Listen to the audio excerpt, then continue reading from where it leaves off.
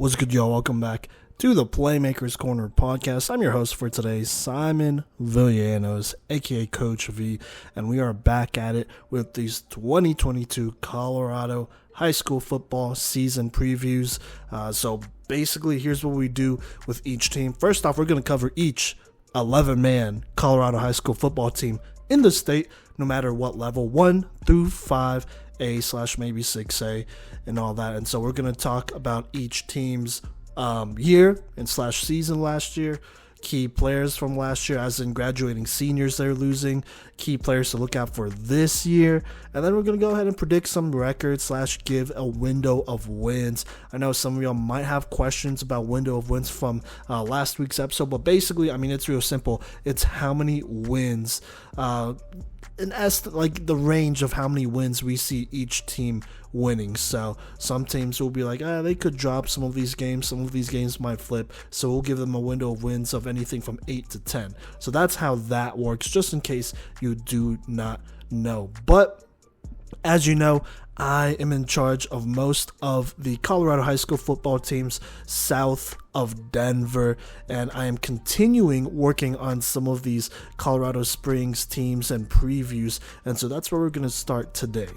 And actually, we're going to start just outside of Colorado Springs, over at Fountain Fort Carson High School. Now, let me go ahead and recap last year's season. So in the regular season, they went 9-1. Overall in the year, they ended with a 10-2 record, had a bye in the playoffs, went on and beat Golden pretty good at home, and then unfortunately lost to Montrose in the playoffs. So altogether, a pretty good year. This was a elite defense on all levels, from the trenches to the linebacking core, and then that secondary had many great players, including not one, not two, but 3 starting cornerbacks on our top 5 seniors list. So this was a very dominant squad, and then obviously they were led by potentially the number 1 senior linebacker in this year's class, in the class of 2023, in Ty Fave. And so this was a stacked defense. Offensively, they did their thing as well. Tavion Tooley had a positive year. The running back Desmond Oliver, he had a very productive year as well. They were able to run the ball,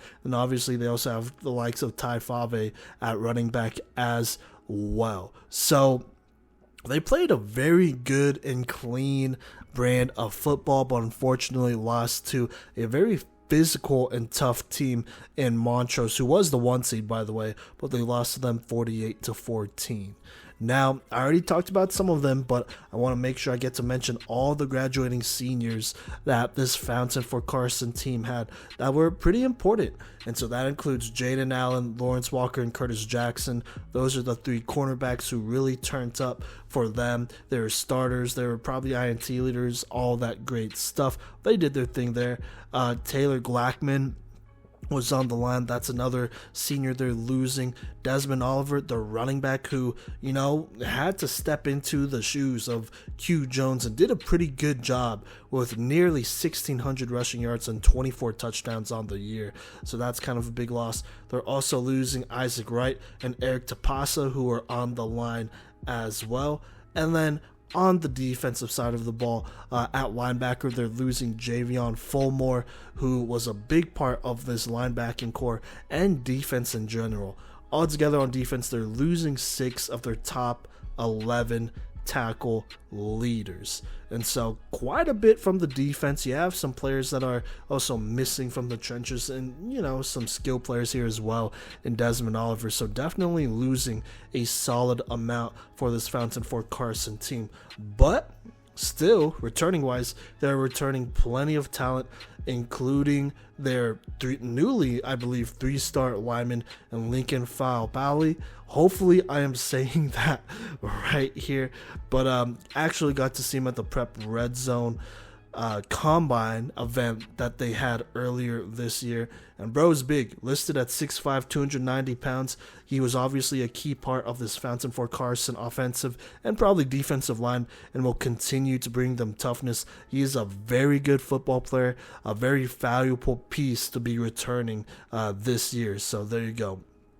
In addition, they will be returning Josiah J. Steven Silva. He's an extremely versatile athlete, playing both linebacker and tight end. But, he is probably going to be somebody that makes our top 5 senior tight end list. He will be a candidate for sure, and he'll be an absolute weapon on this offense. At his size and at his athleticism, he is a mismatch for most defenses. They're going to have to focus on him, or at least put some effort to focusing on him when they defend this Fountain Fort Carson team. Also, he led the team in receiving last year, so there you go. And a guy that has been given a couple D1 offers, so he is a D1 level player. And then you also have their quarterback, who has been starting for a couple years, in Tavion Tooley. Last year was the first time he threw for more touchdowns than picks since his freshman year, where he threw 1 touchdown more than a pick. But he did miss a couple games last year, though. Other than that, he was not really hurting this offense. He had a very positive ratio. I believe he was somewhere between 12 touchdowns to 4 picks. Kind of take that couple thousand yards in there as well, or at least 8,000 yards thrown in there as well. This year, look, straight up, is the last chance he has to show that he is a legitimate next level quarterback right now, as in not somebody that needs to develop over a 2 or 3 year span. And so we'll see what happens. But, look, Fountain Fort Carson the last 2 years lucked out having 2 very good running backs, that were able to pretty much hold it down on offense. And Tavion really didn't have to do, too much more, because he knew he could rely on the run game. This year, I'm sure they're going to find a running back to go ahead and hop into that role that Desmond Oliver played, that Q Jones played the year before. But Tavion Tooley, he's a freshman, he's a senior right now. He has seniority. He's a captain as well. If he takes a step forward, and I mean a significant step forward, and can be what this offense centers around, this Fountain Fort Carson team could take a very big step forward and be extremely dangerous, possibly even a contender, a team that could make state for sure. But we'll just have to see about that.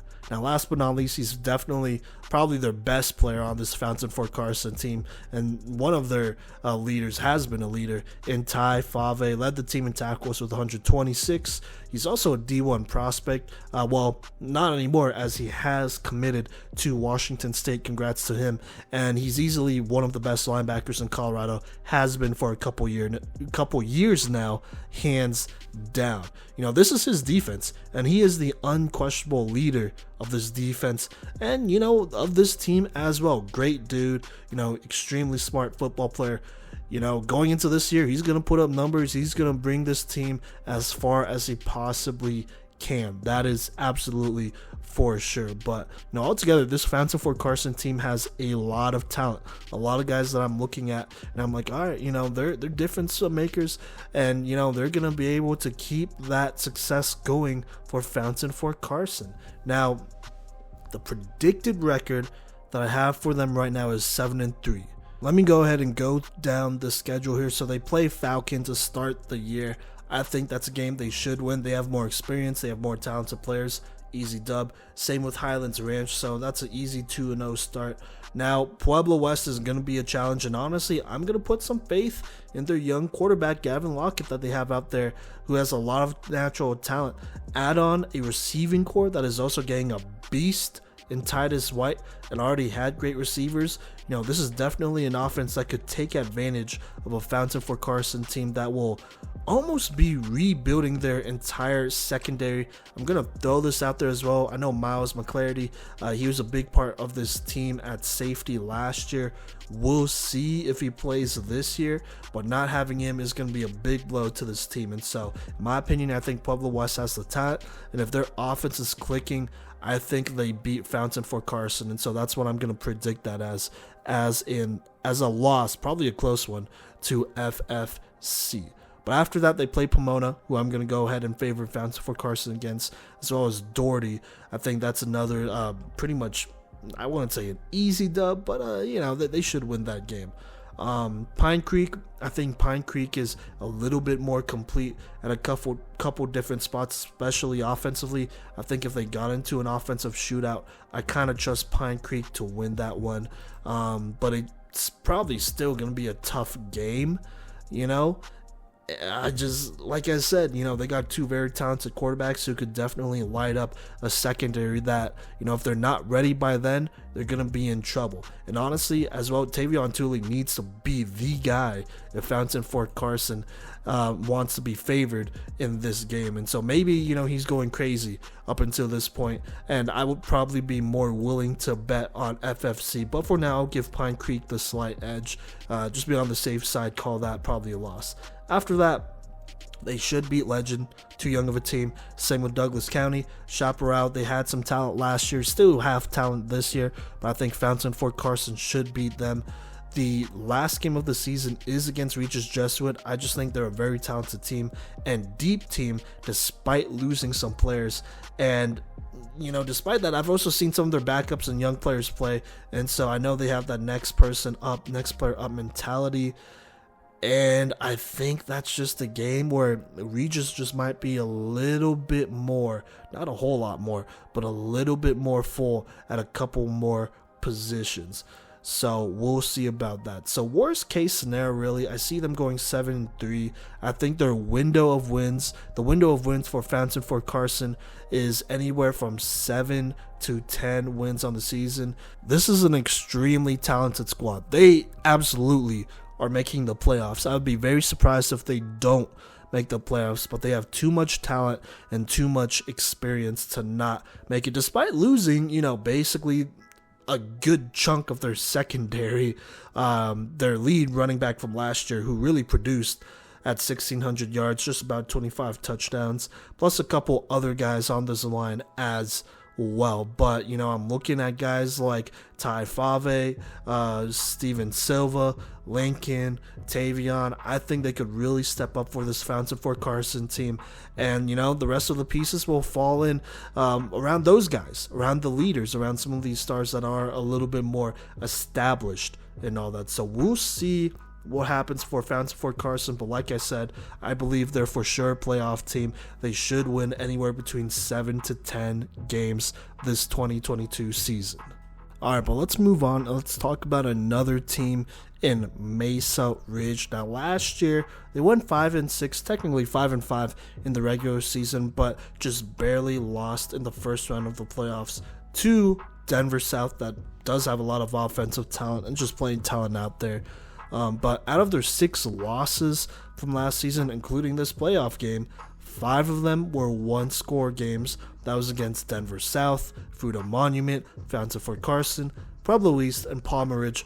All pretty good teams, especially, some of those teams in Palmer Ridge, FFC, and Fruita Monument. Those were teams that were very high seeds in the playoffs last year, and so it was just a matter of it being one scores and, just it being unfortunate timing for them. And so I feel like their record doesn't reflect how good and talented this team really was. Speaking of talent, they are graduating a lot of it, though, including Noah Ramirez. Here's their starting quarterback.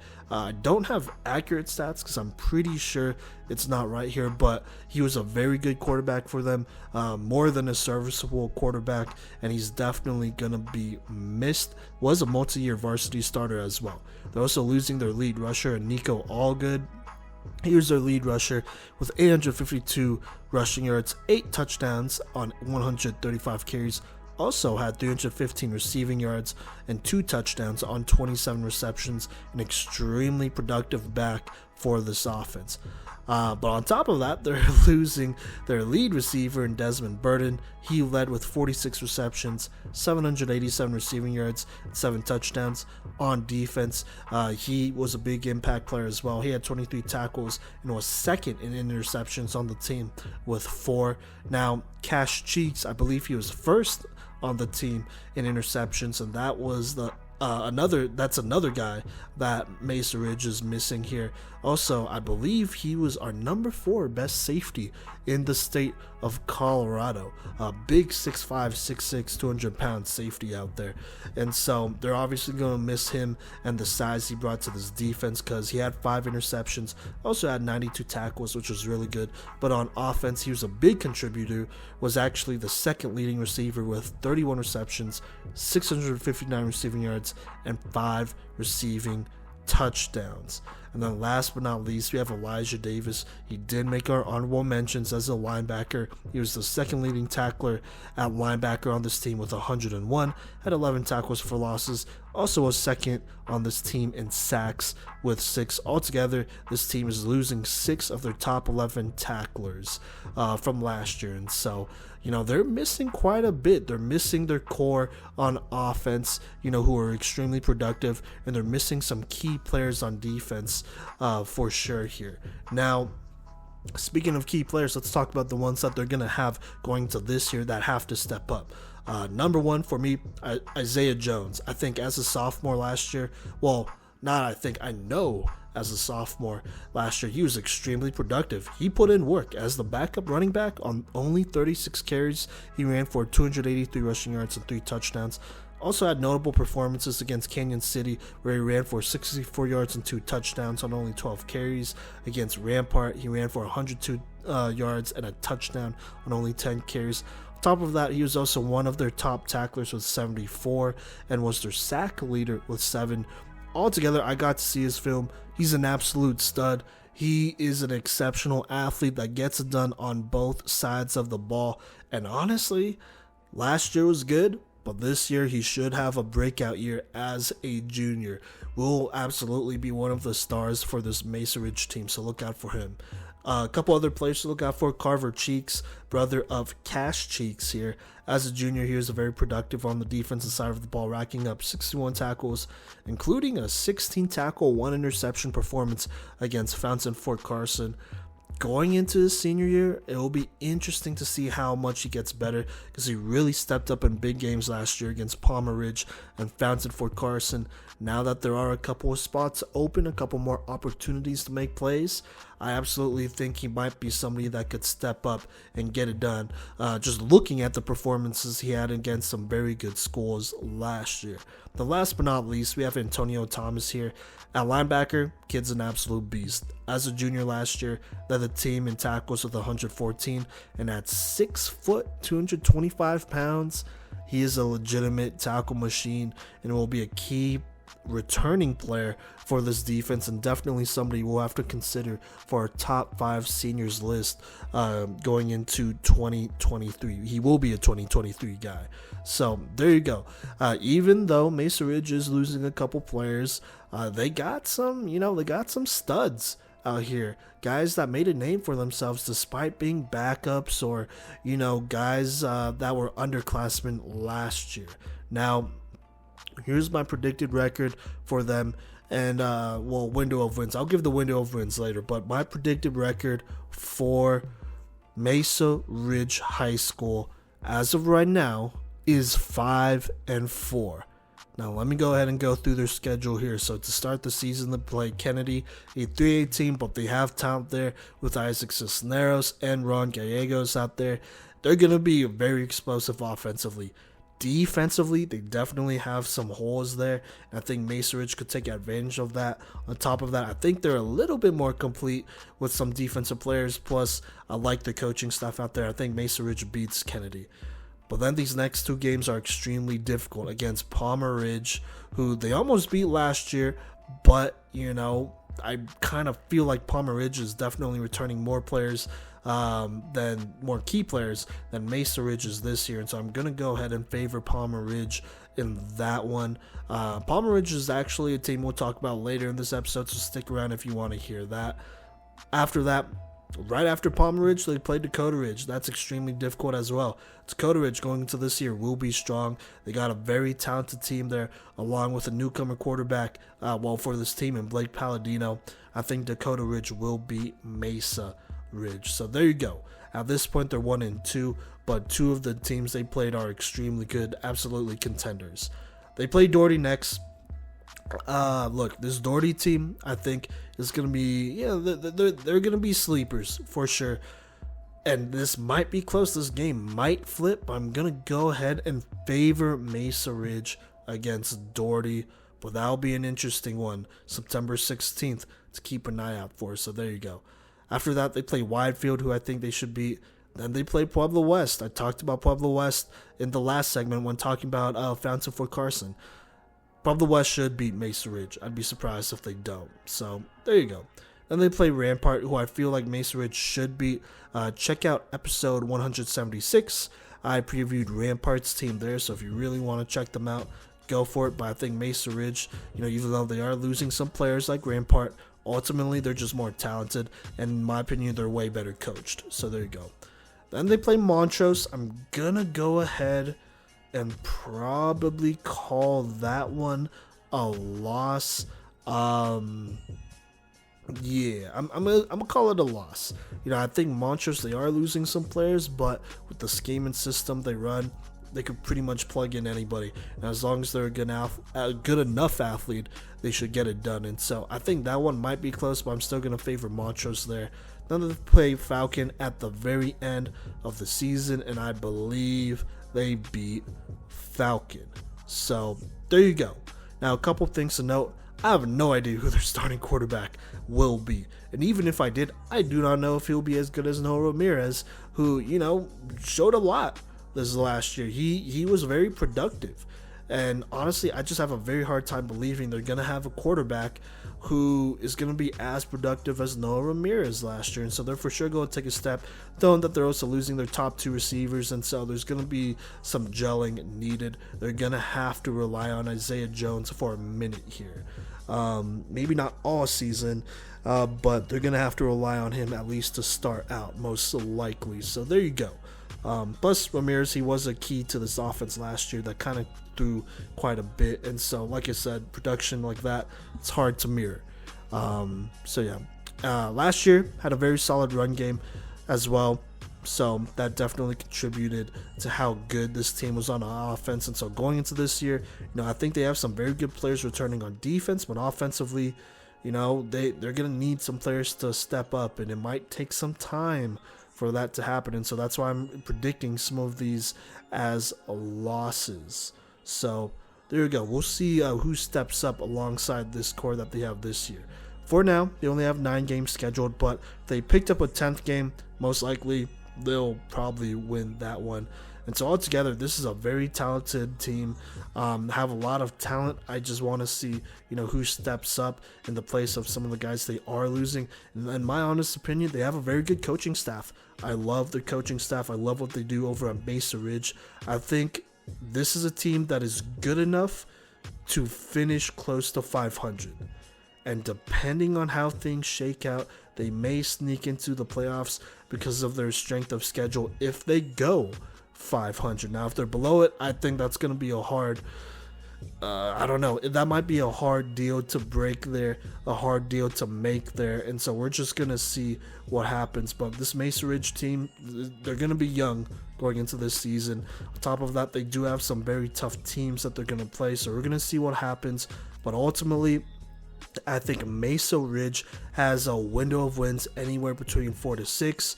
They got studs out there. I'm looking at guys like Isaiah Jones, who is a fantastic two-way player, should have a breakout year, and will put the state on notice. And then you also got guys in Carver Cheeks and Antonio Thomas, who as a junior showed up at 6'2", 225, and he's a legitimate beast. And so they got dudes over at Mesa Ridge, and they got a good coaching staff, but they are playing some tough comp here. And so we'll see how good they really are when they play the likes of Palmer Ridge, Dakota Ridge, Pueblo West, all those teams. But for now, I think realistically, a window of wins between 4 and 6 is just fine. They should finish close to 500. Now, whether they're over it or under it, we'll see. All right, but talking about the next team here, I'm going to go ahead and talk about Discovery Canyon Campus, Discovery Canyon High School, DCC here in the Springs. Last year, they went 5-5, 5-4 in the regular season. They picked up dubs against Lewis Palmer, who they beat 41-20. Pueblo South near the beginning of the season, who they beat 21-13. Sand Creek 52-8.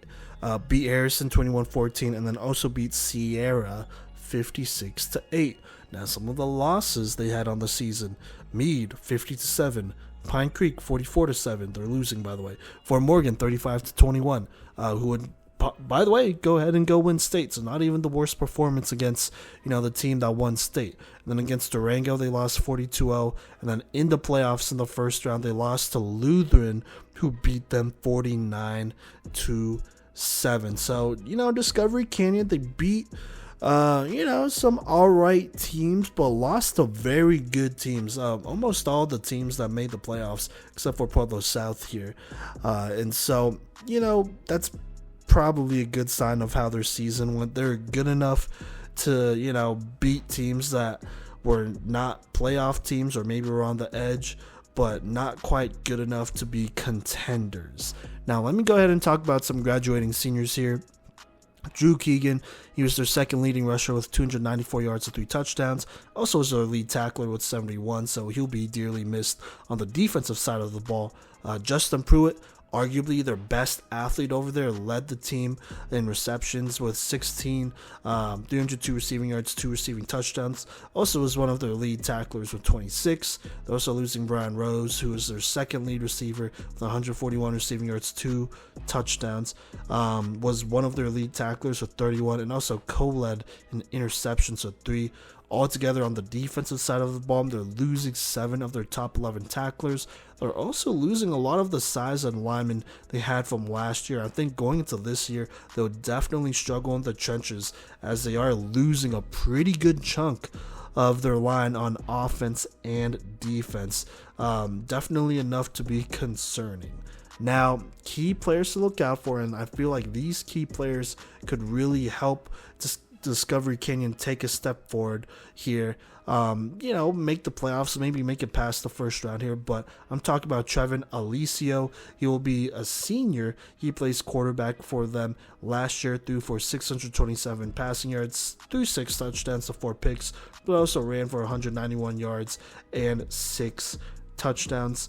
Look, I hope they give him more pass attempts, because last year he was kind of limited. Only had 105 last year and only had over 10 pass attempts about 5 of the 10 games they played this season. And altogether, he did not have more than 20 attempts all season. But he's a dual-threat quarterback. He could potentially have a huge senior year. I'd love to see them truly unleash him. If he goes for anywhere between 20 passing touchdowns and 10 rushing touchdowns and up or something like that in the regular season, then I truly believe this team could be dangerous. I am concerned about the consistency in his throw game, because they haven't given him many attempts, and there's probably a reason behind it, but we'll see. I think he's somebody who has a lot of skill, who has a lot of physical talent, and so if he takes a big step forward, I would not be surprised at all. He could be another sleeper at quarterback, so we'll just see about Trevin here. Now, another guy who's absolutely going to be a big part of this defense is right next to him, Ethan Emmons. He is the running back, was also the lead rusher last year with 533 yards and 5 touchdowns as a junior. Had big games against Lewis Palmer and the state champs in Fort Morgan, where he ran for 152 yards and 2 touchdowns on 24 carries against the state champions in Fort Morgan, which was pretty good. Now, going into this year, he should be a big part of this offense. Will also be one of the returning defenders on defense. And honestly, just looking at his film, he was popping off with some big runs against talented defenses. His acceleration is absolutely insane. He could go from 0 to 100 real quick, and is honestly a home run hitter for this team. He could definitely break off some long ones and be a very good back for the squad. So definitely look out for Ethan Emmons here. He could be electrifying for this DCC team. So we'll see. Now, the last guy I want to talk about here is Sam Janes. He was the second leading tackler on this team last year with 68. He also co-led with 3 interceptions. And as a returning safety, he should take on a bigger role. as a leader and production-wise as well, especially with so many seniors leaving. I mean, they're only returning 4 of their top 11 tacklers. That's a lot of defenders to be graduating here, and so, they'll take all the experience, production they could get. Now, here's my thing. I'm going to go ahead and predict the record here and then talk about window of wins later, but I'm going to predict the record at 7-2. Just looking at their schedule right now, they should beat Lewis Palmer. I think that's kind of a mismatch against Pueblo South. They are losing some guys. That might actually be a very close game. It was before all the seniors on both sides left, and I think it will be another one, but I'm going to go ahead and favor DCC in that one. Then they play Lutheran. Now, Lutheran, they are losing some key players like Aria Jacobs, Dorian Pacheco, and obviously their quarterback, Clayton Jacobs, to graduation. But this is still a talented Lutheran team who does have a lot of size up front. And, I said it earlier, DCC in this line, they might struggle this year. They struggled a little bit last year, and they're losing that size. And so we'll see how this year goes. But I think Lutheran might be able to dominate those trenches, and that's why they're giving them, that's why I'm giving them the dub, or at least the favor to beat DCC. After they play Lutheran, they play Evergreen. Evergreen's another top team with, a very good quarterback and some defensive players. I think they're returning a running back as well. I'm going to go ahead and favor Evergreen in that one, as they do have a little bit more experience. And, the experience they had, they're extremely productive last year as juniors. So we'll see about that, but I'm going to go ahead and favor Evergreen in that game. After that, they play Pueblo Centennial, Mitchell, Pueblo County, Canyon City, and Pueblo East to end the season. Currently, right now, they have Canyon City scheduled twice, which is interesting, but that definitely has to be a glitch. Regardless, I think they should beat all of them pretty easily. I really don't think they should struggle. Maybe Pueblo East is a little bit of a threat over there. I believe Zayden Stevens, their freshman QB, is there, and so we'll see how he goes, but also kind of worried about their coaching staff over there. But regardless, I think DCC should really realistically only lose 2 of the scheduled 9 games they have as of right now. I think all the teams they're going to be playing, skill player wise, they are better than. Now, offensive line wise, there are going to be some where they're going to be challenged. Canyon City comes up. The Pueblo teams, they might have some size as well, but I think DCC is skilled enough to overcome that. So we will see. I'm definitely looking at the skill players, especially their stars in Alacio and Emmons, to really take off and help DCC at least make the playoffs. Now, like I said, where I'm most unsure is their line. I think the offensive and defensive line of Discovery Canyon will mean the difference between winning a couple more games and losing a couple more games. This DCC team will be very polarizing, and so I'm giving them a window of wins anywhere between 4 to 7. I don't think they're just going to win 2 games, and I definitely don't think they're going to go undefeated. I think 4 to 7 is kind of the right range here. A lot of it just hinges on how good their backfield is going to be. They have talent in the backfield. Now let's see how far they could take them going to this year, despite losing some of that talent up front as well. But right now, I have Discovery Canyon going 7-2 with a window of wins of 4 to 7 dubs. All right, but let's go ahead and talk about Harrison High School here and their season last year. They won 3-7, kind of a tougher year, which, it was expected. It was definitely a possibility. Did find success near the end of the season. In their last 4 games, they won 3-1. That included a 41-0 dub against Sierra, a 45-8 dub against Sand Creek, and a 58-16 win against Mitchell. Now, the game they lost in that 4-game stretch was to DCC, who they only lost 21-14 to. Other than that, they had a pretty tough go against everyone else, except for Pueblo County, who I guess they only lost to 21-7. But and DCC, by the way. But other than that, they were blasted by over 4 scores in the rest of their game. So like I said, kind of a tough season for them. And on top of that, they are losing some pretty talented players, including Kahar Briggs. Only played 8 games last year, but still went off for 707 rushing yards, 6 touchdowns on only 74 carries. Was also Harrison's lead rusher in that backfield, and was a top receiver with 10 receptions for 139 yards and a touchdown. On top of that, he contributed defensively as a top tackler with 33 tackles and an interception. Now, the next 2 guys I want to talk about here that won't be at Harrison next year is Jesse Weber and Antonio Cami Valdez, both guys on the line. Now, Weber here, he was one of their bigger defensive linemen actually, and led this team in tackles 74 and 7 tackles for losses. Also a second in sacks of 3, and he played on the offensive line as well and was a force, so he will definitely be missed up front. And then Antonio Cami Valdez, he was the third leading tackler on the squad with 39 and was the sack leader with 4. Altogether, Harrison is losing 5 of their top 11 tacklers from last year, still returning a solid amount though. Now, going into this year, you have a lot of players that, got playing time last year, got significant varsity playing time. And so going into this year, the hope is that they take a step forward. Now, the guy that I'm really looking at to be one of the stars for this Harrison squad is TJ Washington, arguably their best athlete. Plays both sides of the ball. As a running back, he was the second leading rusher with 582 rushing yards and 6 touchdowns. Remember, he was splitting carries with Kahar Briggs and another running back that I'll be talking about here as well. And then on defense was the second leading tackler with 41. Now, he will absolutely be one of the leaders of this Harrison squad. Just looking at his film, he's a bruiser at running back. Even when you think you got him, sometimes you don't, because he'll slip a tackle or he'll run you over or just break a couple of tackles on his way to the house. And he's just an excellent athlete out there.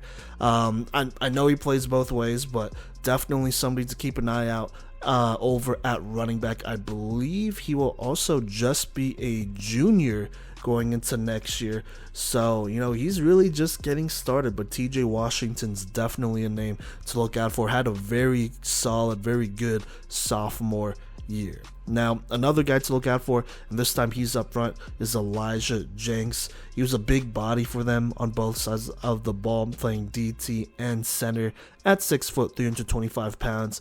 He will be returning as a senior, and honestly, this team, they are losing a couple of linemen. They need all the experience and guys that could get up front. And so last year, he did a pretty solid job. I mean, he definitely was a force on that line, and so he should be able to contribute quite a bit to this Harrison squad on both sides of the ball. Now, the last 2 guys I'm going to talk about here are both skill players. One of them is Isaiah Abieta. Hopefully I'm saying that right. I apologize if I'm not. But he was their lead receiver last year. Going into this year, he should be their lead receiver again to help out this offense. Like I said, super productive and pretty much a full year of varsity experience under his belt, so he's experienced as well, so that's definitely huge. And then they're also returning Carlos Preciado. He was a sophomore last year with TJ Washington. Going into this year, he's only a junior, but last year he contributed a solid 442 yards and 4 touchdowns in a running back by committee group as the third leading rusher. And I'm really looking at him and Washington to head this solid running back duo going into this 2022 season. I think both of those guys are super tough, and I mean, they're going to be able to produce quite a bit for this offense, those 2 guys alone. On top of that, I do want to shout out their quarterback, Watt. He's an interesting player. Last year was his first year as a starter. Going into this year, I'm really interested in seeing how far he developed and how far he could take this team, as they do have some pieces on this squad. But let me go ahead and predict the record for Harrison High School here. Now, The thing is, they only have 6 games scheduled as of right now, and so I'm going to go ahead and predict these 6 games, and then I'll give the window of wins after that. But straight up, I definitely feel like they could beat Widefield, which is their first game of the season. After that, they play TCA. Last year, TCA was super stacked, and they beat him pretty bad.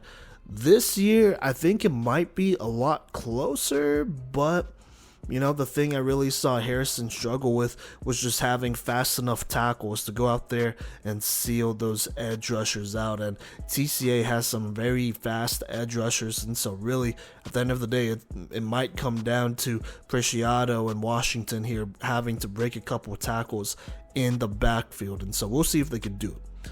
But after that, they play Mitchell. I mean, they should beat them. I'd be surprised if they did it. So there you go there. Then they play Canyon City. That might be another closer game here, but I'm gonna still favor Canyon City in this one just slightly. Definitely a winnable game though. I wouldn't say it's completely out of the picture for them to not win it. Now they play Pueblo South. Pueblo South will be a very interesting team. I will be talking about them next week on next week's episode. They are losing a key athlete in Jace Bella, who was their starting corner or starting DB and starting quarterback. Going into this year, they are returning a couple of players, and so I'm going to give them the slight edge here as well. Pueblo South, that is, because I think Harrison, they have some guys up front, but definitely a little bit concerned about the surrounding cast behind the core that I just talked about here with this Harrison squad. Pueblo South, they're a very good program. They're returning multiple starters from last year that had very good years, and so that'll be a tough game to win with or without Jace Bella, but we'll see about that. And then the last game they have scheduled, at least as of right now, June 30th, is Sierra. That should be a pretty easy dub. So altogether, based on the 6 games they have scheduled, they're going 3-3 at least. I think that is extremely fair.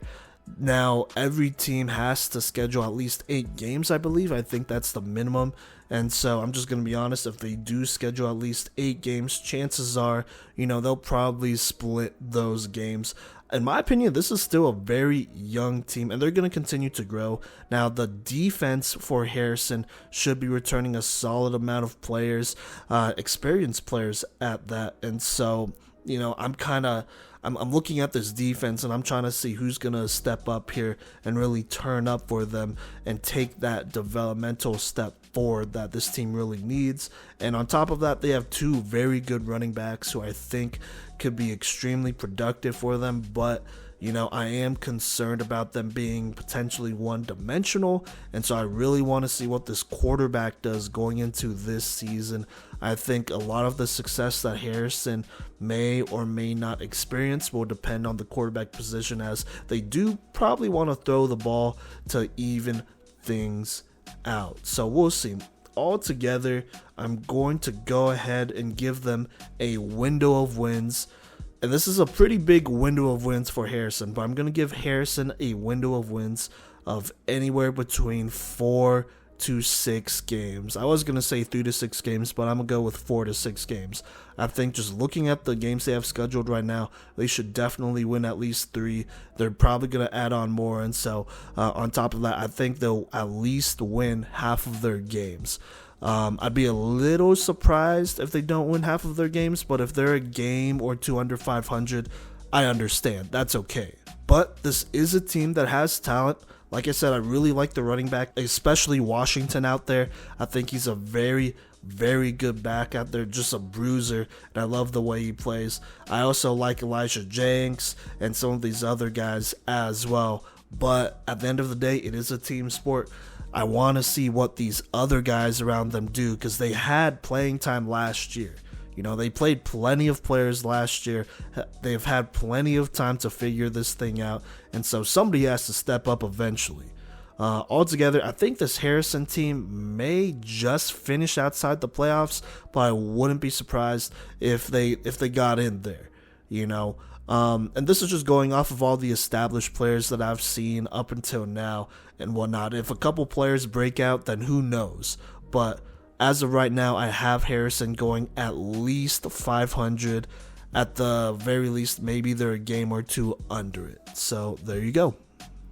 Alright, but let's keep it pushing and let's talk about a team that Harrison will be facing in Mitchell.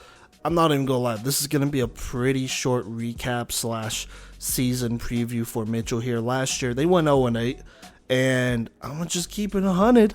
Mitchell may be the worst football team, 11-man football team in Colorado. The closest game was against Sierra, who they lost to 26-7. Other than that, Mitchell did not score over 20 points at any point this season, while allowing 39 points per game.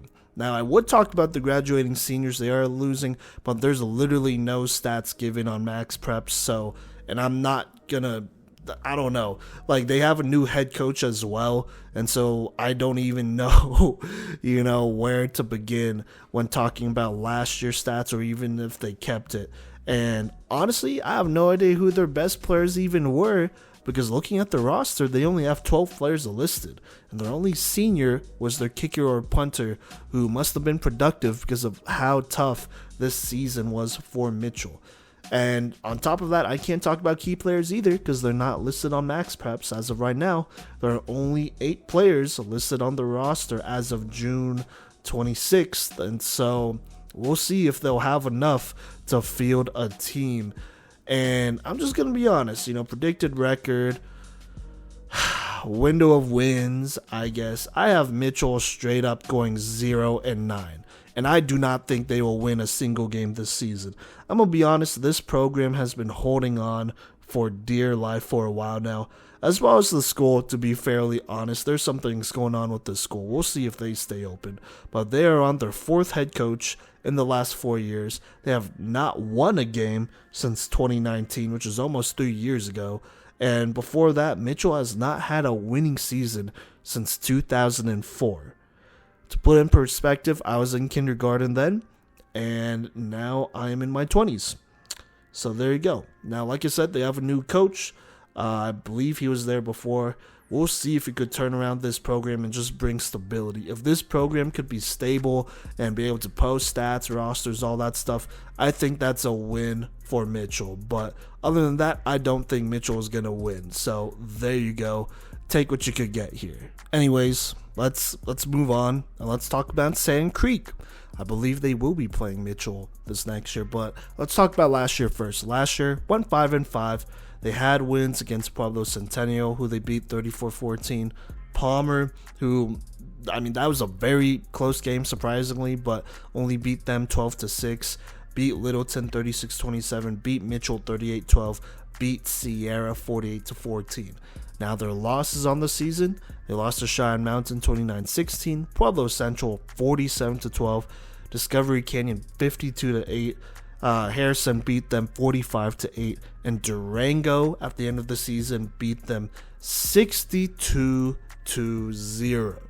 Now, I'm not even going to cap. I thought their quarterback was going to do better in Caleb Cruz, and it just did not work out. He just really struggled to beat decent teams, and it honestly showed where they were truly at. And it wasn't just him, it was this team in general, but he definitely had his struggles.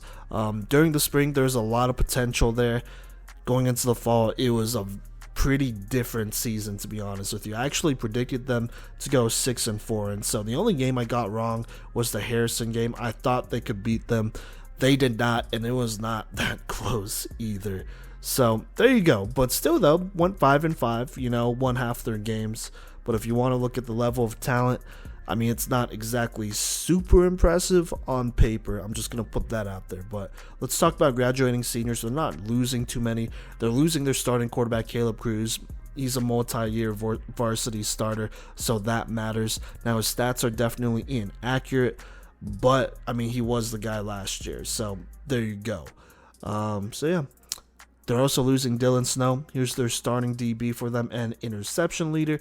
And on top of that, they're losing Isaac Wagner. He was one of their captains and a big-time starting lineman. And on top of Isaac, they're losing a couple big boys up front to graduation that started at line. So line may be an issue for Sand Creek this year. It's not even one or two. They're missing a solid amount. So there you go. Now, Sand Creek was a relatively young team last year, and I knew that. I said that, in my preview of their season, but I didn't know exactly how well they would do. But for the most part, the same group of youngins that I talked about last year, I'm going to talk about this year, because they had a very good year and they took a pretty good step forward. And so I'm going to start with talking about junior tight end, and I apologize if I'm saying this wrong, but Omeo Alexander, I apologize because I'm definitely saying that wrong, I feel like. But he will be returning as a senior this year and will be a big body target for whoever's at quarterback, so that should make life much easier. On top of that, he should be a big time contributor to this defense. He brings some size there on the defensive line. Speaking of defense, though, they are also returning safety Chris Hodge. He will also be a senior this year. Even though the stats are incomplete, he was the leading tackler for this team and was extremely productive. Should bring some good experience to that back end of the defense. Now, let's go ahead and stay here talking about defense, and I want to talk about Haziah Rapp. He was an absolute beast for them. I believe he was a sophomore last year, and he had a very good season. I believe he was their sack leader. And so going into this year, he's going to look to build upon where he started, what he did last year. And he could definitely be a force of a pass rusher out there, somebody that teams absolutely need to double team, because he is a very good defensive end. So we'll see about that. And then last but not least, we have running back Keith Reddix. Last year, he did his part. He contributed.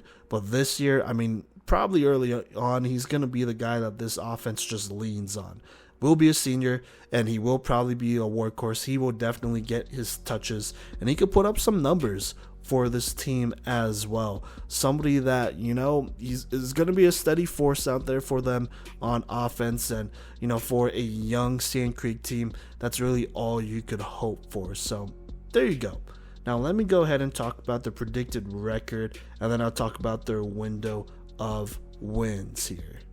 So as of right now, they have 4 games scheduled on the season against actual opponents, against Air Academy, Wheat Ridge, TCA, Mitchell, and Canyon City. I guess actually that's 5 opponents. I cannot count, but they have 5 opponents scheduled out here. But they also have, I believe they're probably going to play 10 games, because they have placeholders for the other 5. Like, they have dates and times picked out, so I assume they're going to eventually fill out their schedule, but I'm looking at this as of June 30th. And so I'm just going to go ahead and predict the teams. I'm going to predict their schedule based on the teams they have already scheduled so far here. So in my opinion, they should beat Air Academy, Wheat Ridge, and Mitchell. I think they just have a more complete team than all those teams, and have a little bit more talent on multiple sides of the ball and at multiple positions. Now, TCA and Canyon City will most likely be losses. I think TCA for sure can beat Sand Creek. I just think they're a very deep squad out there, and we'll talk about TCA later this episode. So there you go. And then Canyon City, that might be a little bit closer, but I'm still going to give Canyon City the edge. So altogether, against the 5 teams that they have scheduled as of right now, June 30th, I have them going 3-2 against those teams.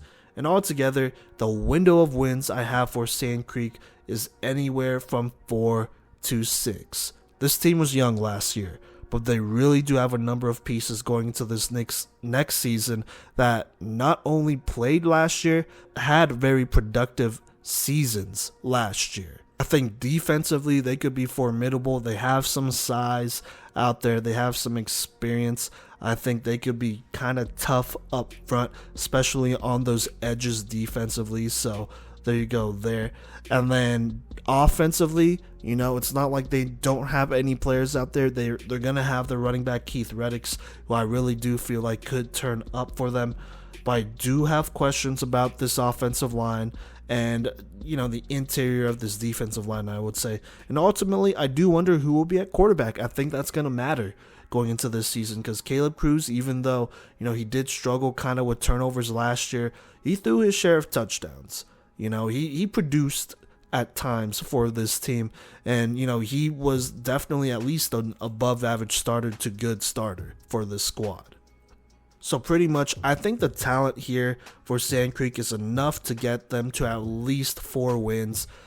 If it's an 8-game season, that's about half their dubs. If it's a 10-game season, then I think they could at least win 5 of their games and go 500. But it might be a battle to get to 500. And on top of that, if they do get past 500, I don't know how many games they could win over that. I really do have questions about the quarterback position and this offensive line in general. And so really, if I'm talking about quarterback and O-line, that's basically me questioning their offensive production outside of the run game, which if you don't have a line, then you really don't have too much of a run game anyways. So we'll see about Sand Creek. Like I said, they have some pieces here. They have some very interesting players on the defensive side, but we'll see if that's enough to get them to the playoffs. It's definitely going to be close. All right, but let's keep it going, and let's go ahead and talk about Sierra High School here in Colorado Springs. Last year, went 1-9. The only game they won was against Mitchell, who they beat 26-7. Other than that, they did not really play a close game in any of their losses, including a kind of embarrassing 40-8 loss to a rebuilding 2A team in Lamar. And Sierra, they're a 3A team. So it's kind of tough. On top of that, they are losing a couple of seniors. Alden Allen, he was their lead rusher with 57 carries, only 234 yards and 1 touchdown, though. Only played 6 games. So there you go. They're also losing Sage MacArthur. Only played 6 games, but was their lead receiver with 28 receptions for 428 receiving yards and 4 touchdowns. And then they don't have any defensive stats listed at all, so I can't really say much about the defense from a statistical standpoint. And honestly, this is just another team that kind of struggles to consistently put out teams and has been hanging by a thread for the most part probably this last decade, if you really want to go there. So there you go. That is Sierra High School. At least last year, that was their squad. Now, key players from last year is their young quarterback, Ryan Stankiewicz, I want to say. Stankiewicz? That's not it. I don't know. I apologize. But he started at quarterback as a sophomore. Threw for a solid 968 yards and 8 touchdowns, 210 picks though. Also had 133 rushing yards. If he returns to the team, that'll be big for them, having a quarterback with experience on varsity and, doing an okay job with what he was given. So there you go. Now, let me go ahead and predict the record for Sierra here real quick. Look, I don't have too many other key players to talk about because I honestly don't know who are returning. But as of right now, I have Sierra going 2-8. This is a program that has struggled to field players and be consistent on the field for a couple of years now. Their best record in recent history was when they went 5-5 back in 2014. Their last winning season was in 2010, over 12 years ago. And as of right now, they only have 16 players listed on Max Preps, and none of them was their quarterback from last year. So it is definitely concerning, to say the least. Now, I do think this team is probably good enough to beat Liberty. Although I will say, even though Liberty does struggle as a team, they do consistently put out numbers. I'm going to say that, and so I think that might matter at the end of the day. And so this one kind of feels like a toss-up to me right now that I'm looking at Sierra.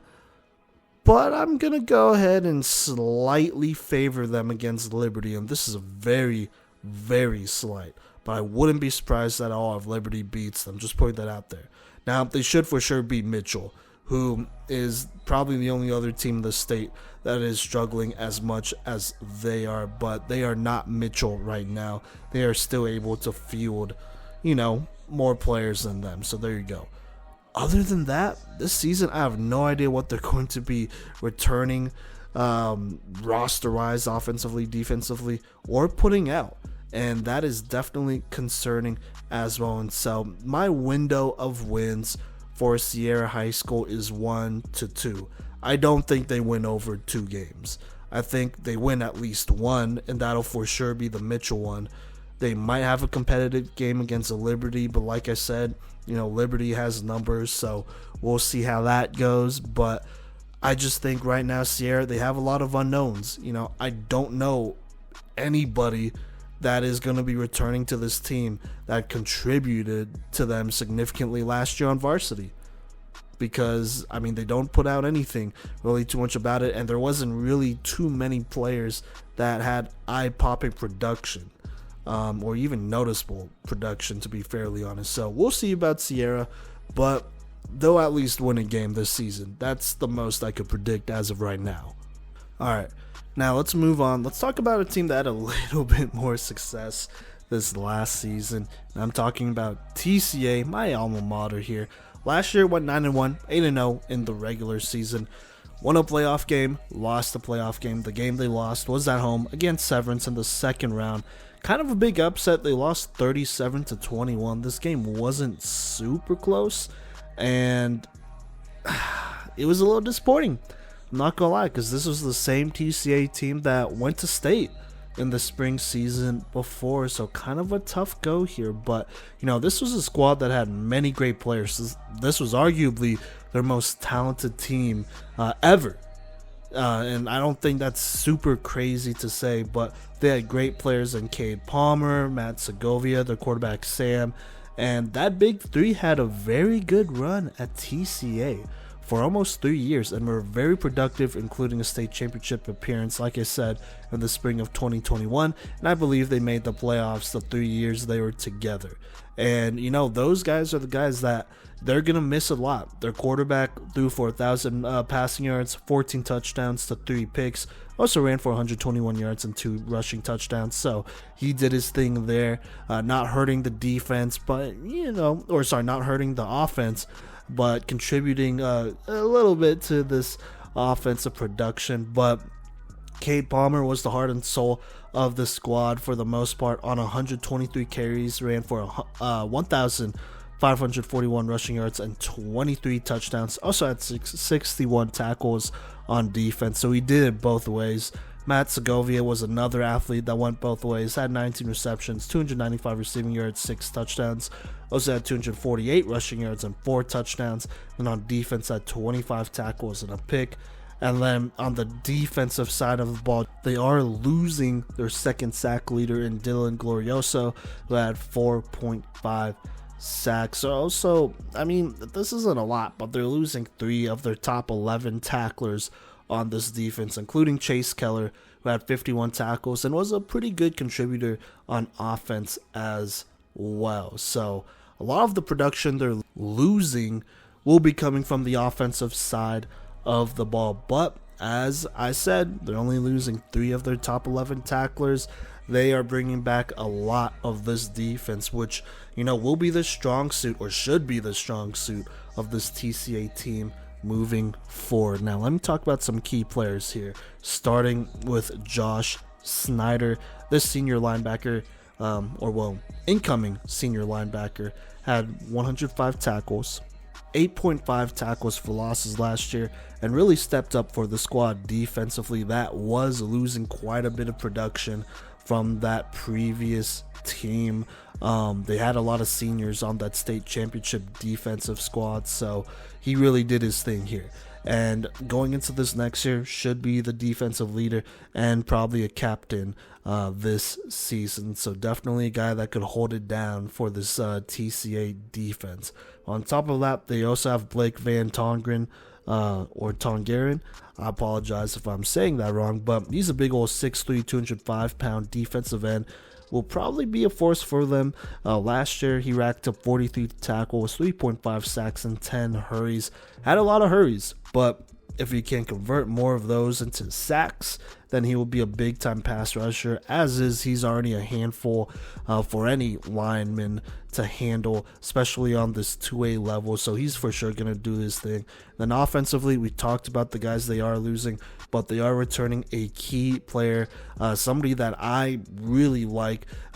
Great game, very explosive athlete in Ethan Aragundi. He was a big time contributor to the squad on both sides of the ball. Defensively last year, racked up 70 tackles, not 70 sacks, but 70 tackles and 6.5 sacks from his linebacker spot. And he's, one of those shorter, speedier linebackers that they kind of throw in there so that he can be a mismatch, and that's what he is when playing opposing teams, because he is so fast, and he's probably more of a DB, but he plays linebacker, so that's a smart move, I'm not gonna lie. But offensively, he was a very good complementary back to Cade Palmer and rushed for 421 yards and 8 touchdowns, which is very good for a backup back. So there you go. But TCA's line in general, offensively, defensively, they're going to be strong. Returning a lot of players. I just wanted to shout both of those units out because I think they'll be a big part of the success of this team. And then I also want to shout out Jaron Texer. He does support us. I believe he's a receiver. And so, they're returning some guys for this team that, got playing time on varsity last year, and you could never discount that. Now, let me go ahead and predict TCA's record. I think they'll go 8-1. I'm gonna be real, even with them losing this much offensive talent, their defense on paper, and I'm saying on paper for a reason, looks like potentially one of the best ones on the 2A level, hands down. I'm looking at their defensive line specifically, and there's definitely a universe where, each of those defensive linemen, pass rushers, whatever, rack up 5+ sacks each at the end of this regular season, not even including postseason, because they are that good. Offensively, I think Ethan Aragundi, he'll get to shine, and in my opinion, he's a very speedy, quick back, a little bit different from Cade Palmer, but that's okay. You don't need carbon copies of star players to have a different type of star player to produce similar amount of production for you. I think he'll, numbers-wise, he'll put up similar numbers as Cade, but I mean, he's not as big as Cade, but he's still a very good player is what I'm saying. And honestly, if I were TCA, I'd use him as much as possible his senior year, because he only has one more year left. He's fresh. He's been a backup the last 3 years, and so, I think they're going to have to rely on him, because I have no idea who their starting quarterback will be and how good he is, because there definitely is a quarterback battle going down there, and I don't know if it's done yet, and I don't think it's done. Regardless, expect Aragundi to get a lot of touches early on here, and low-key, it might be an open quarterback comp throughout the season, but we'll just have to keep an eye on that, because I think this is a squad that could definitely make playoffs, and they got to decide on a quarterback by that, so we'll see, but they have time. Like I said, defensively, they're big up front, should dominate the trenches, and honestly, there's no excuse not to. If they're not, I don't know what to tell you, but when you're over 6 foot and over 200 pounds, especially on this 2A level, over 210 pounds on this 2A level, why are you not dominating the trenches? You know what I mean? Now that I'm looking at TCA's schedule here, there's really only one game that I think they're gonna lose, and it's the first game of their season, their home opener, which I believe I will be able to make. We'll see. We're figuring out some things, but they will be playing Eden at home, the defending not only last year's state champs, but the 2-time state champs. And last year we were very critical of them for not scheduling a tougher schedule. This is a tougher schedule, and I like it because they're going to get tested, and you know what? They might even get whooped. I'm not even going to lie, but this is going to be good experience for the playoffs and for the growth of their players. And so, look, Eden's losing some players, but I'd still probably favor Eden there. Low-key, like the coaching staff a lot better, honestly, and they got a lot of great players over there, so we'll see what happens, but definitely favoring Eden in that one, even though they're playing away. Now, they play Harrison, Alamosa, or TCA plays Harrison, Alamosa, Sand Creek, Alameda, Denver West, Englewood, Kent Denver, and Elizabeth. I think I have them favored in all those games. I think their line is bigger than the opposing lines of all those teams. Plus, they're deeper too. It's not just 4 or 5 deep. They probably have a solid 6 to 8 rotation over there if they really wanted to go that deep. So there you go. Plus, I don't know if they have as good of a player in Eric Gundy or as deep of a skill group as TCA does, even though they may be a little inexperienced, a little green. But other than that, my window of wins for the Classical Academy for the TCA Titans is 8 to 9. I don't know if they're going to schedule 10 games. We'll just see about that. But honestly, there's no excuse for them to not make the playoffs because they should. Like I said, I think the only team on their schedule that I don't have them favored against is Eden, and they're the 2-time defending state champions. That'll be a very telling game early on this season because honestly, the rest of these games, I favored TCA by a wild amount. And it's no disrespect to them, just this TCA team is returning a lot of very good defensive players, and if they use them right, they're going to be dominant. And so there's no excuses for them not to. So they should for sure make the playoffs. Honestly, they should for sure make it out the first round. But you know how it is with TCA. We'll see if there's any future beyond that. And that is honestly up to the coaching staff at this point. Finding a quarterback and making sure that he produces enough for this team. But we'll see. All right, but let's go ahead and talk about Manitou Springs here next. Last year went 2-7. Their 2 wins was against Salida, who they beat on a game winner, 10-6. I believe Ethan Bourne caught that one. And then they beat Lamar 34-26 later on in this season. Did have close games though, including a loss against Arai at the beginning of the season, 21-20, and then losing to Montezuma Cortez in overtime, 24-18. So some very close games for this Manitou Springs squad.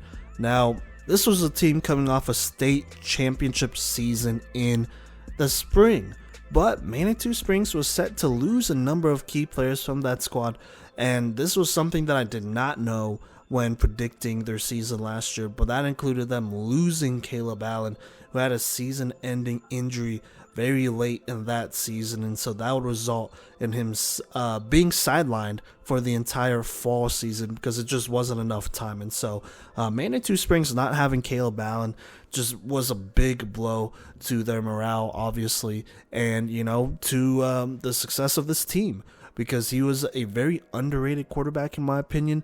And some of those close games, I kind of feel like he would have won them those games. So we'll never know. But last year, they experimented with putting Tate Christian at quarterback, their senior receiver, and just trying to see if he would work out, along with playing their young gun sophomore quarterback Ethan Gensel, who had a pretty solid season. On top of that, they also had a new head coach from Kansas come over to coach this squad as well. So there's a lot of changes for this Manitou Springs team, and so for them to win 2 games and be in 2 close games that they just barely lost is definitely not a bad thing at all. So there you go. Now let's talk about some graduating seniors. Caleb Allen obviously is going to be out of there, and then you have Tate Christian, Ethan Bourne, and Parker Saladay. Those 3 guys combined for over 900 receiving yards and 13 touchdowns as the top receivers for this squad. Parker was also their second leading tackler with 45, and like I said, Tate played a little bit of quarterback, so there you go. On top of that, Manitou Springs in general is losing 6 of their top 11 tacklers to graduation, so definitely losing another set of players from that championship squad. At this point, there really aren't that many players left, but they do have some key young players moving forward that I got to see a couple times and that I'm really excited for, starting with their quarterback Nate Gensel. Led the team in passing yards, even though there were some games he played more so than others and all that stuff, but still led the team in passing yards with 1,187, had a 12 touchdown to 10 pick ratio in his first year of varsity play, and honestly, he was not quite ready to take Caleb Allen's spot, but he showed some potential. There are definitely times where I was watching him play and he had control of a drive.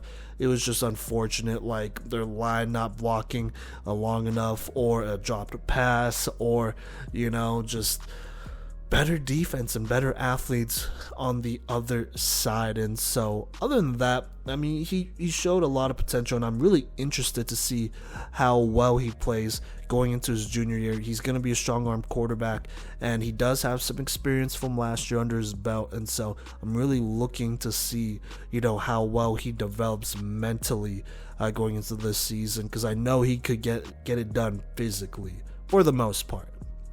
Now, another guy that'll help him out is Tyler Maloney. Now, he led the team in rushing yards with 504 and 3 touchdowns last year. As an incoming senior, he's definitely a skill player to look out for on the offensive side of the ball, and will produce a lot, should produce a lot. High key might be the guy for this Manitou Springs team, at least offensively. So definitely somebody to help out this young quarterback here in Gensel, and help out his development and take off some of that load. So we'll see. Now, on the defensive side of the ball, they do have a nice little player here in Braden Dowling. Last year he was a sophomore. This year he will be a junior, but as a sophomore was a big time contributor on the line on both sides of the ball last year, and this year should not be any different. And it's never a bad thing to be returning linemen or players in the trenches, and so definitely a key player for Manitou Springs this year. Now, let me go ahead and predict this record for Manitou Springs. Right now, I have them going 6-4. And this was kind of a tough schedule to predict, I'm not going to lie. But I have them favored against Valley, Rocky Ford, Prospect Ridge Academy, Woodland Park, even though that may be able to go either way, low-key. That Woodland Park game is going to be a battle, so we'll see what happens there. And then Lamar. I have them favored against Lamar, which can also be a toss-up game, as Lamar had a season to develop a lot of their players going into this season. And, they could definitely stabilize a couple position battles here now that, they played a lot of young players last year. And going into this year, they have that experience, and so that'll matter, but we'll see what happens. Right now, though, I'm gonna go ahead and give Manitou Springs a very slight edge, like a 53 to 47% edge over Lamar. Kind of the same thing for Woodland Park. So yeah. Now, the teams I for sure have favored over them is Rye, Florence, Alamosa, and La Junta. So there you go. Now, there will be playing a number of teams that may be on the rise as well. Last year they were in similar situations as Manitou Springs, just having a lot of young players playing them, and whatever record they had is what they had. It was a learning experience, and so it's going to be interesting to see where all these teams land, where that development lands, because it's a little unpredictable at this point. We got a taste for some of the talent that these teams had, but you could tell they were very green for the most part still. And so going into this year, we'll see where these teams are really at for sure. And so honestly, I think a lot of where Manitou Springs goes really depends on their core. How well this core plays is going to very much determine whether they win some of these toss-up games. And I don't always say that. I say it's a team sport and all that. Role players still matter, but if their quarterback is playing really well, if Maloney is playing well, if Dowling is playing well, there's a good chance that they win some of these toss-up games. If they are struggling a little bit, I don't think they win those games. So we'll just have to see about that. Like I said, they're losing a lot of that last state championship team, so it's almost a completely new team at this point. And honestly, I'm just going to say this, the only way, maybe not the only way, but in my opinion, pretty much the only way Manitou Springs makes the playoffs is if their quarterback Gansel takes over, not only improves developmentally, but takes over as a quarterback and really dominates defenses out here. If he does, they're going to find themselves back in the playoffs. And if him and Maloney are struggling to get things going, like I said, could be a year where they lose a couple toss-up games and miss the playoffs. We will see. Right now, their Manitou Springs window of wins, at least in my opinion, is 4-7. I think they're going to be very close to 500. That's like their floor. I think they'll be very close to 500, like 4 games, 5 games. Best case scenario, I really think they win maybe 7 games. That's like their best case scenario, winning some of those toss-up games, but they're not going to be easy by any means. So we'll just have to see about Manitou Springs. I really like the coaching staff, though. I like some of the players they have to work with. And, at the end of the day, you got to play ball and, see how the chips fall. Now, the last team I want to talk about here has been a perennial powerhouse basically this last decade, and that is Palmer Ridge High School. Last year went 10-2, lost to the 1 seed in Montrose in the regular season, 28-21 in a close one, and then in the playoffs lost to Erie, who eventually went to state, 28-18. In that Erie game, they did not have Anthony Costanzo. That was the only game he missed all series, and that might have been a game changer if he was available to play, but he was, he must have been hurt, obviously, and so that's how Palmer Ridge's season ended. Now, they did have some close games against Mesa Ridge, still beat him 30-27, beat Ponderosa 35-28. That was a legendary comeback, like a 21-point comeback or something like that. And then they also beat Pueblo West in the playoffs in double overtime, 28-27. So they had a number of close games that they prevailed and won and overcame and won. So just gonna throw that out there. Overall, a very good season for Palmer Ridge. Did not make it to state for the first time in a couple years, but considering what they lost last year or the year before, the season before, this was a solid enough run. Now, speaking of losing, they are losing a number of very key players, including Anthony Costanzo. He was our number 1 rated senior safety in the class of 2022 here in Colorado. He'll be going to UNLV. As a safety, he had 39 tackles, another team in picks with 4, but on offense, he was also lethal. He was their lead receiver with 36 receptions, 582 receiving yards, and 12 touchdowns. And at 6'3", 200, able to run like at least a 4.5, 4.6. He's just definitely an athlete that they'll be missing dearly. A very special athlete they had over there. On top of that, Palmer Ridge, they are known for their linemen as well. The Monument Moving Company, shout out to them. They are losing 2 of their members to graduation, and Alec Falk and Connor Jones. Both of those guys actually made our top 5 senior offensive tackle list last year. Connor Jones committed to Michigan. He's at Michigan. Was the ultimate blindside protector. Just had huge long arms. Very tall dude at around like 6'7", 6'8", something insane like that. And then Alec Falk was a very versatile blocker that they moved around at times. Eventually, he played mostly inside, but was very dominant there. He'll be going D1 to Air Force. And so losing both of those guys will be extremely tough on this Palmer Ridge team and offense, as they were key players to this team and the Monument Moving Company as well. So there you go. Now, the guy that was running behind this line, Connor Cook, he was their lead rusher for Palmer Ridge with 942 rushing yards and 15 rushing touchdowns.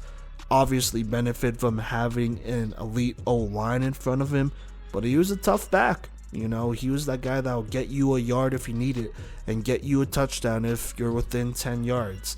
And he was a very physical guy that, Palmer Ridge will for sure miss. They'll also be losing Layden Wright. He was a contributor to this PR line, especially on defense. He was their second leading tackler with 71 tackles. Also had 5 sacks.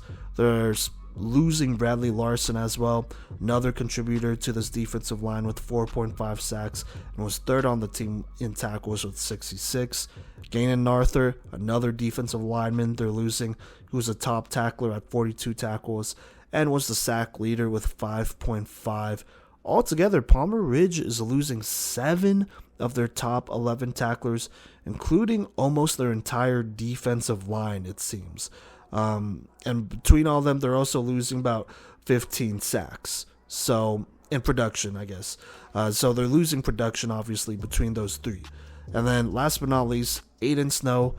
He had 3 interceptions for them, was part of this secondary for Palmer Ridge, and was, one of only 2 players, who are, by the way, both seniors, that had more than 1 interception outside of Anthony Costanzo. So as you can see, this Palmer Ridge team is losing a lot.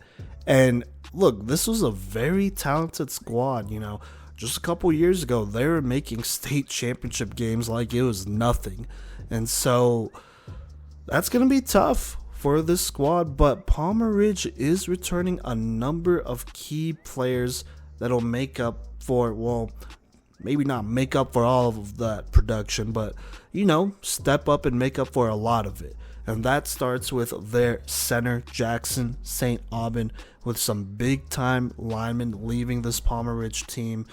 Jackson here will be one of the most important pieces of this entire team. He's going to help out a lot of these young offensive linemen, also doing his job. And honestly, when you're going to lose linemen, it never hurts returning your center, the quarterback of the offensive line. And he's one of the best interior linemen, not only in the state, but in the country.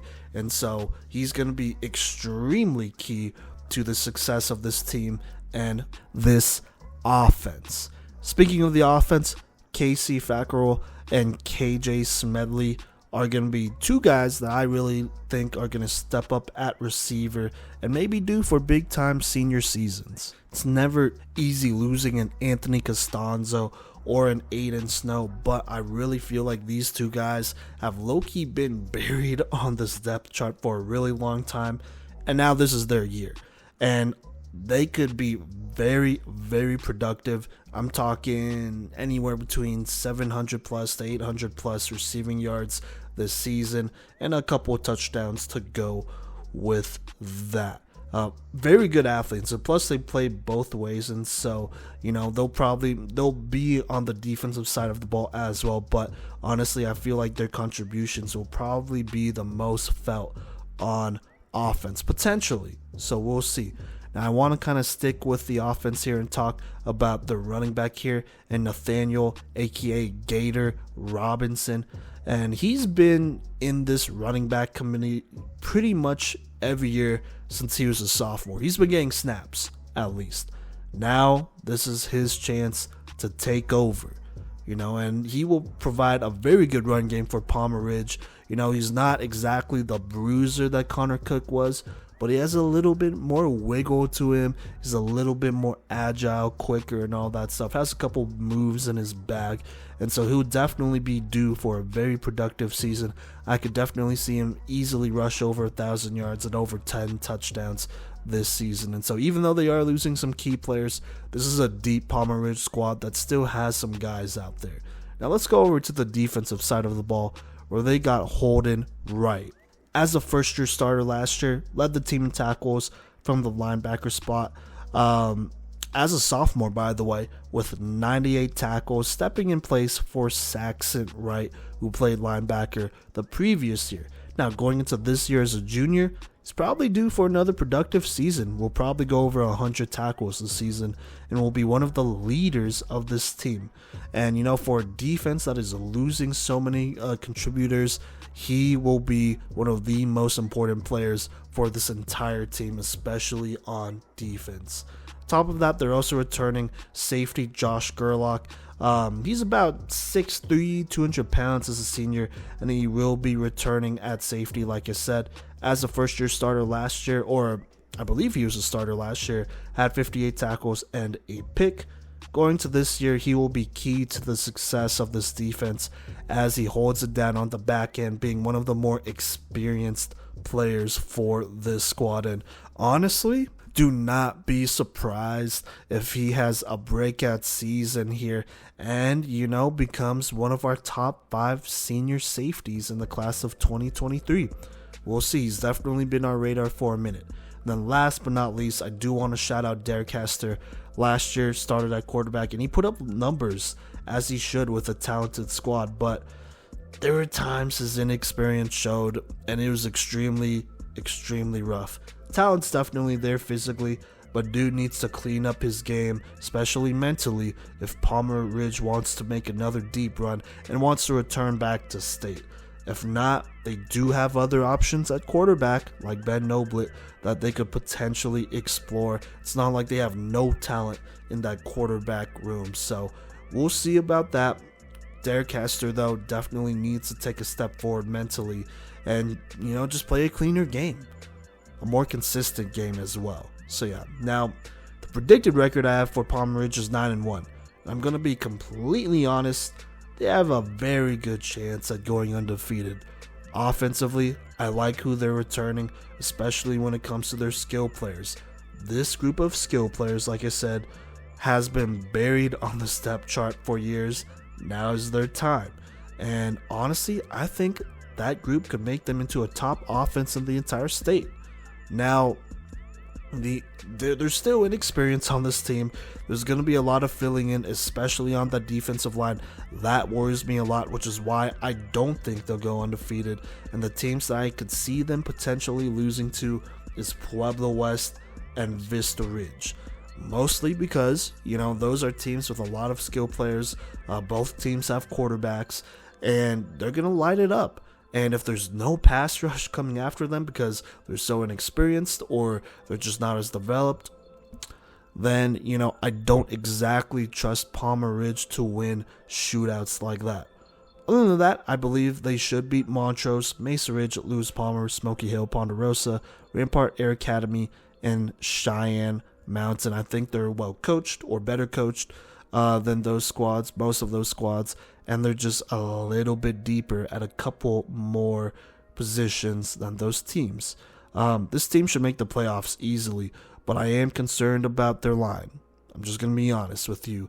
More so the defensive line than offensive line, because I know on offense they have Jackson St. Aubin. But we'll just see if Palmer Ridge could keep it going and make sure that things are taken care of and work around that inexperience, which, I feel like they're capable of doing. And so my window of wins for Palmer Ridge is anywhere from 8 to 10. Like I said, I would not be surprised if they go undefeated.